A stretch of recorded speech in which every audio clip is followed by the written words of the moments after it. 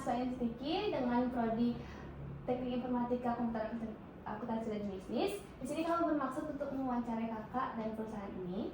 Sebelumnya saya berbicara dengan kakak siapa? Dewi. Oke, Kak Dewi di sini sebagai Kepala Admin Finance Accounting. Oke, baik. Boleh kami mulai wawancarai? Silakan duduk. Oke, untuk yang pertama, apa nama dari perusahaan ini dan bergerak di bidang apa?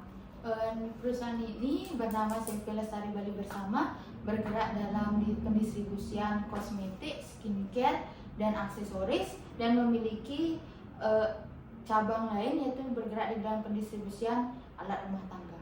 Oke, baik. Bagaimana sih awal mula terbentuknya perusahaan ini, Kak? Awal mula terbentuknya perusahaan ini itu dari tahun 2018, yang awal mulanya hanya menjual atau mendistribusikan parfum yang mereknya Brasov. Nah, kemudian berselangnya waktu selama 2 tahun, ada COVID. Setelah ada COVID, kita berusaha lagi, direktur berusaha lagi untuk marketing. Kita selain menjual Brasov ada jual skincare. Nah, di tahun 2021 mulailah peningkatan omset. Ya, bisa sampai sekarang ada 40 karyawan lah. Oke. Untuk selanjutnya, struktur organisasi apa yang digunakan itu? Kalau struktur organisasi awalnya pasti ada direktur ya, direktur yang memimpin perusahaan. Kemudian di bawahnya direktur itu dibagi menjadi 4 divisi. Nah, masing-masing divisi itu ada kepalanya masing-masing. Yang pertama ada divisi delivery yang mengirim barang. Langsung yang kedua ada gudang ini yang bagian ngecek-ngecek barang, persiapan barang. Nah, langsung yang ketiga ada divisi saya sendiri, yaitu divisi finance dan accounting. Dan yang terakhir ada divisi admin invoice, yaitu yang melakukan pengetikan nota dan pengetikan nota pembelian gitu. Selanjutnya, apa sih visi dan misi dari perusahaan ini? Kalau visinya ini pasti semua distributor tuh mengharapkan menjadi distributor yang bermutu, unggul, dan menjadi nomor 1 pastinya. Untuk misinya? Kalau misinya pasti kalau kita jadi distributor dan dipercayai oleh konsumen, pasti harus BPOM dulu, adanya kepercayaan, membangun kepercayaan antara produsen, distributor, dan konsumen. Itu paling penting. Oke. Baik, saya akan melanjutkan wawancara dari Mas Ayu. Ya. Apakah perusahaan ini sudah memiliki sistem sebelumnya? Sudah memiliki sistem. Sistem apa yang dipakai di perusahaan ini? Kalau misalnya sistem di perusahaan ini ada yang namanya iPOS versi 5.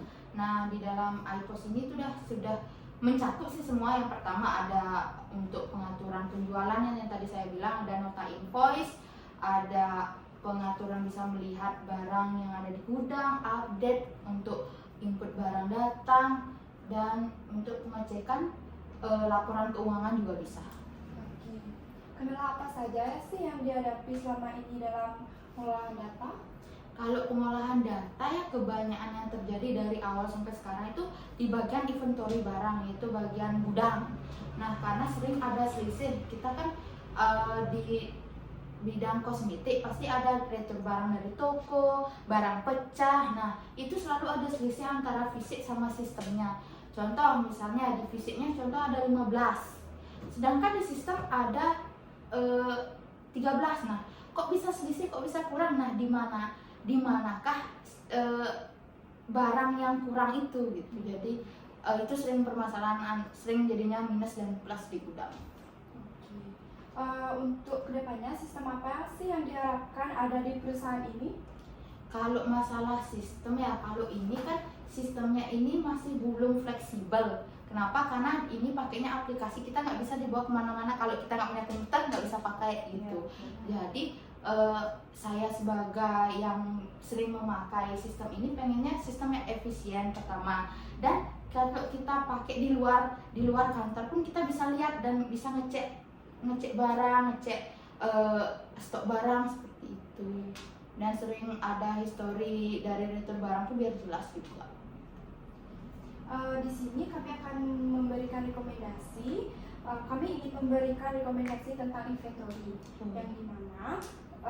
yang dimana kami akan memberikan rancangan sistem dan software design untuk merancang perusahaan kakak dalam bentuk website yang berisi hak akses seperti inventory yang terdiri dari dashboard penjualan, dashboard pembelian, stok barang, dan adanya barang-barang masuk atau keluar atau rektur barang. Bagaimana pendapat kakak? Boleh, bagus. Kalau bentuk website itu bagus sih, karena di zaman sekarang kan semua harus serba teknologi ya, apalagi website kayak gitu. Makanya itu udah saya tadi bilang, kalau aplikasi cuma bisa pakai komputer kan rugi. Kita juga punya laptop, pakai HP gitu loh, masa tidak bisa memanfaatkan apa yang ada. Misalnya kalau adik-adik punya misalnya rancangan seperti itu bagus, apalagi misalnya ada histori penjualan, itu lebih bagus. Baik Kak, terima kasih telah meluangkan waktu kakak untuk kami wawancarai, dan terima kasih juga telah memberikan informasi tentang perusahaan ini. Kami pamit undur diri, terima kasih. Iya, terima kasih ya. Selamat